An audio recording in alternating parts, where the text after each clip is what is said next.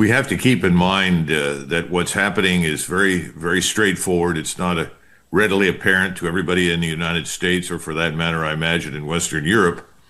But the truth is that Ukraine, its army, its state are disintegrating. That's not a secret, as you've pointed out. Unfortunately, there are still a lot of people here who don't get it. And that's in part because you have numerous retired 3, 4-star generals showing up on television to tell everybody that things are just fine and with a little more money, Ukraine can win. Pretty soon it'll be impossible to conceal the disaster. But the failure of Ukraine and the Ukraine project, the proxy war against Russia, is also leading to something else that you talked about, and that's the disintegration of NATO. And with NATO, the European Union. And your point about the absence of any focus on either the EU or NATO at this point, any serious focus, reflects the reality. The President of the United States has no intention of attending the NATO summit meeting next week. I think it's next week, because he doesn't need to. There's nothing to talk about. And the people in NATO have actually marginalized themselves to the point where, frankly, whatever they think or whatever they try to do doesn't matter. NATO is a bluff. It's an empty bluff. And no one in their right mind, as you pointed out in your opening remarks, in Great Britain or France or Germany or anywhere else that I can think of, wants to suddenly join the sinking ship of Ukraine and march east to stop the Russians from advancing. There's no interest in that whatsoever. So Macgregor kicks things off with a real bombshell of a claim he made in a recent interview. The war in Ukraine is over. He's not mincing words. He says the Ukrainian state and its army are basically disintegrating, and the people in the West are being completely kept in the dark about what's really happening. But here's the thing. For Macgregor, the fighting ending, that's not the end of the story. Not even close.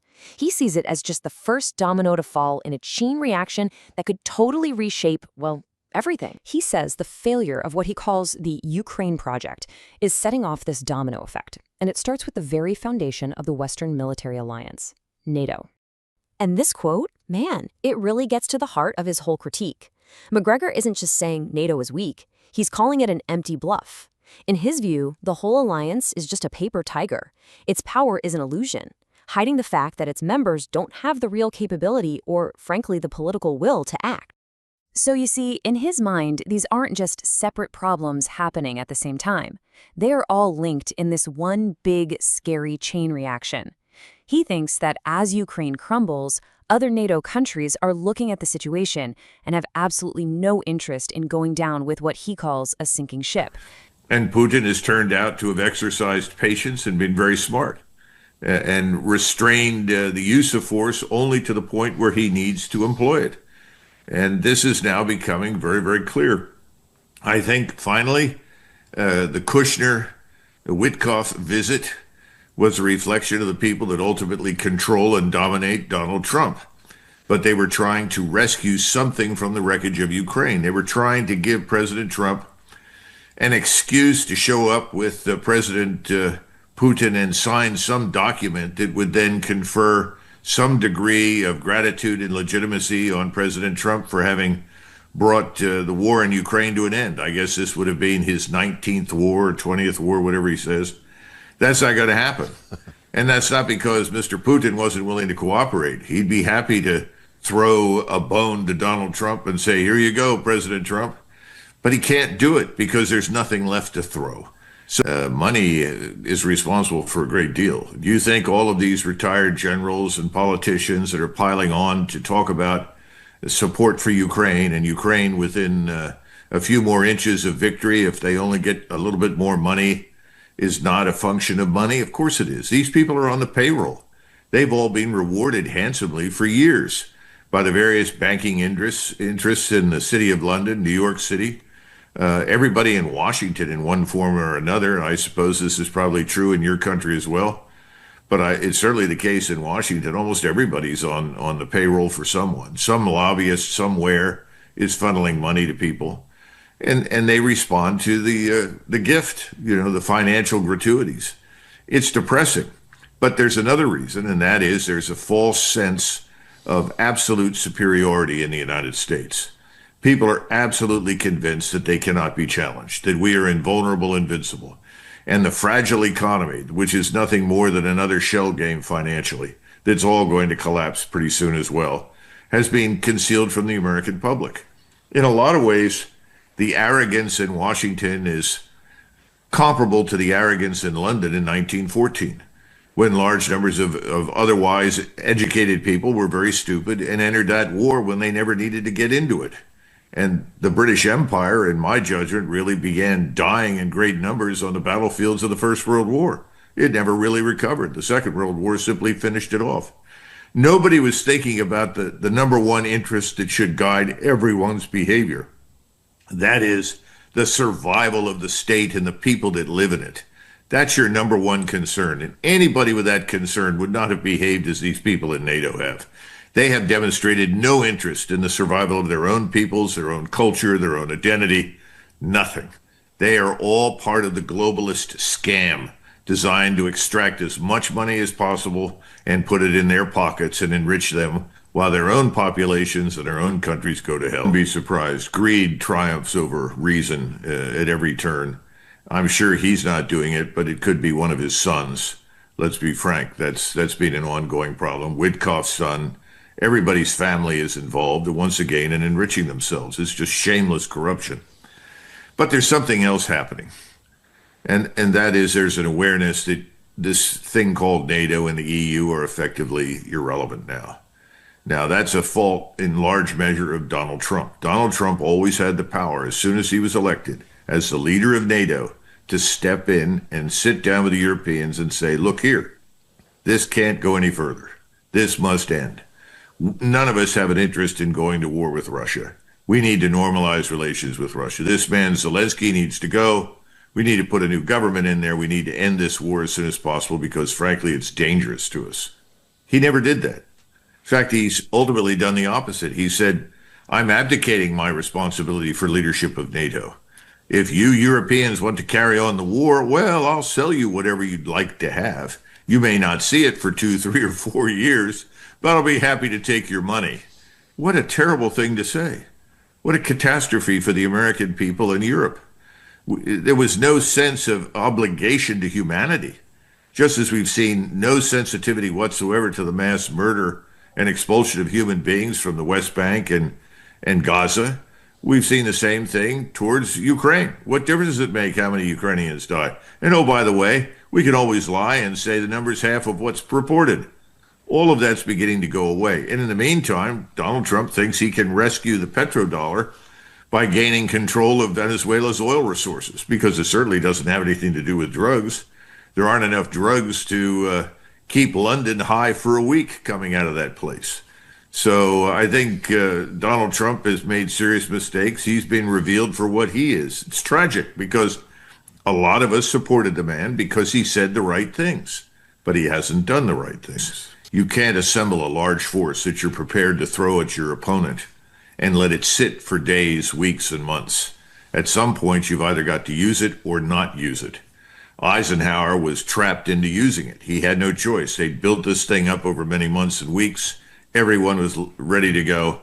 The weather wasn't perfect. They knew it was going to turn bad, but you had to go. He went.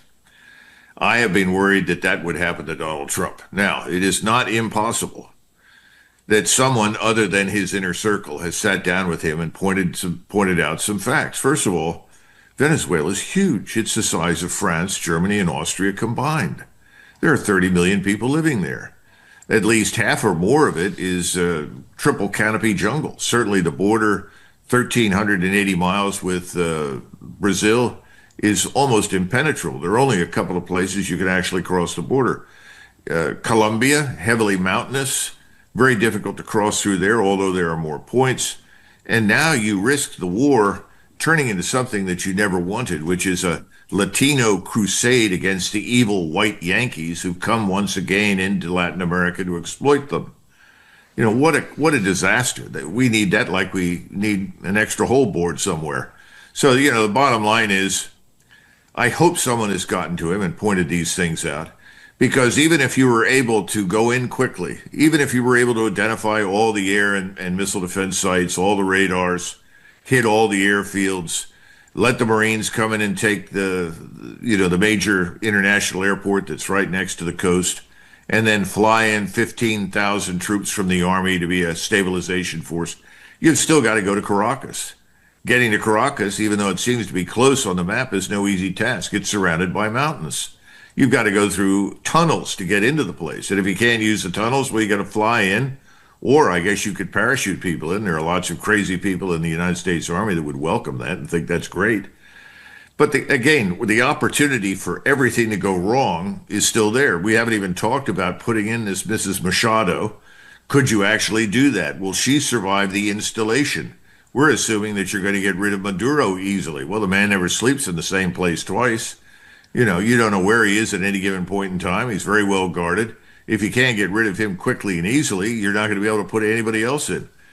And then, of course, there's the possibility that the Colombians and the Brazilians and people from across Latin America all decide to come in as guerrilla fighters to support the people in Venezuela. The whole thing, frankly, is insane. What should happen is that Donald Trump should say, I've had an opportunity to talk once again with Mr. Maduro, and I now find him willing to reach an amicable solution.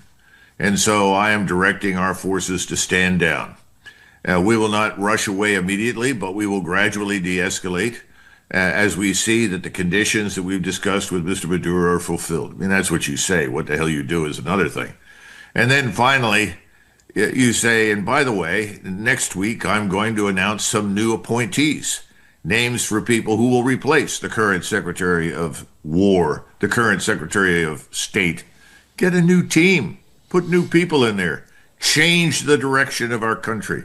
Change the strategic direction. Move away from all the belligerence and bellicosity. Start talking about what really counts, which is what's happening here at home. Just as you described the perilous economic conditions in Germany and France and Great Britain, they're bad here. We don't admit to it. We don't talk about it.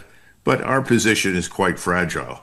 Here is where he needs to function, and that's why ultimately he was elected. I think the fish always rots from the head. Let's keep that in mind. The people for whom I feel the greatest sympathy are the people that have to execute the orders at the lowest level. And contrary to what everybody believes, if you stand there as a young sergeant or a boatswain's mate or something else and you say, sir, that's an illegal order, you're likely to be told by the officers above you, this is an order executed. If you refuse to do that, you will be arrested. And the man starts to think, well, what kind of a trial am I going to get? How am I going to be treated? Contrary to popular belief, if you're brought up on charges under the Uniform Code of Military Justice in the military, good luck. You're going to have a hell of a fight to survive. And then you begin to worry about your family. I would not prosecute, as a result, the people at the lowest levels who have enormous pressure on themselves that are very vulnerable. But I would prosecute, and I'd start at the top. And the first question is, I don't know all the facts. So the Secretary of War should be suspended pending a full investigation. Number two, the Admiral, if in fact he unhesitatingly carried out the order, he should be suspended pending an investigation and possible court-martial. Go after the people at the top. They're the ones that gave the order, if it turns out to be the case. But clearly, the inspiration for the United States Armed Forces, contrary to popular belief, is not Genghis Khan. It's a very different set of values that we talk a great deal about. And finishing off two poor, pathetic human beings hanging on to wreckage in the Caribbean Ocean, regardless of what you say they may or may not have done. And after all, we've never captured anybody. We've never interrogated anybody. We've never proven anything to be true in a court of law, let alone in a standard federal investigation. So we don't know anything. Those two people could have been escaping from the country for other reasons, or they were carrying something else. The other thing is a lot of these boats are full of people. You don't pack a boat, a fast speedboat with lots of people, and then pile some drugs in there. Normally, you've got one or two people in the boat, and you've got the drugs in there. I mean, come on, we know this from experience. So we don't know, but what we need to find out is exactly what you described. If, in fact, the Secretary of War said, yes, kill them all, that's absolutely unacceptable to us as Americans. It violates the Uniform Code of Military Justice. He should resign.